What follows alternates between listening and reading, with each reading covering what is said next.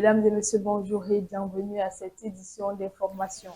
Régional 2025, le RDPC renverse l'UNDP dans l'Adamawa. Selon les résultats officiels de la commission régionale de supervision présidée par le magistrat, le parti au pouvoir remporte la majorité avec 36 sièges contre 34 pour l'UNDP. La proclamation officielle des résultats validant les procès-verbaux s'est tenue dans la salle des actes du tribunal administratif de Gaoundéré.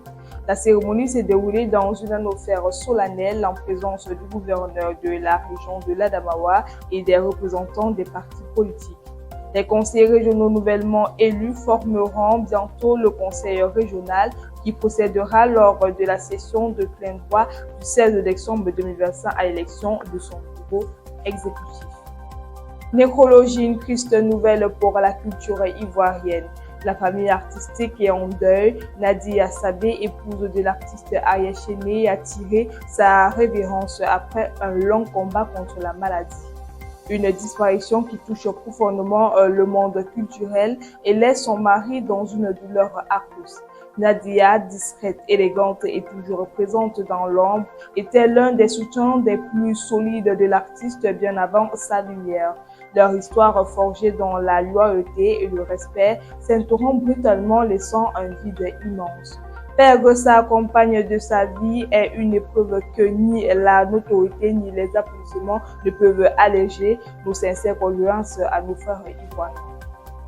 Afrique du Sud, scandale dans un lycée, une enseignante arrêtée après une affaire avec un élève de 16 ans.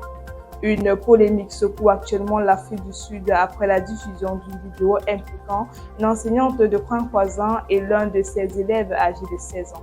La scène qui n'aurait jamais dû sortir du téléphone du jeune garçon a rapidement circulé sur les réseaux sociaux, provoquant une vague d'indignation.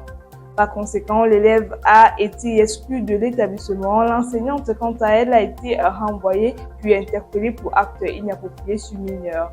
Une affaire qui relance le débat sur l'éthique, la responsabilité des éducateurs et la protection des jeunes. CAN 2025, Samuel Eto'o mise sur l'influence digitale. À l'approche de la CAN 2025, le président de la Fédération camerounaise de football a convoqué plusieurs figures phares de la scène artistique et numérique pour une séance de travail dédiée aux préparatifs. Autour de la table, on retrouvait des artistes et créateurs de contenu tels que Malors, Moustique le charismatique, Lopez Marilyn, Mathias Bock ou encore Ténor, aux côtés d'influenceurs et communicants.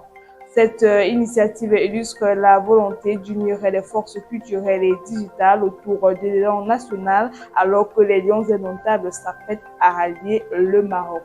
Ainsi va votre actualité ce matin. Merci de nous avoir suivis jusqu'au bout.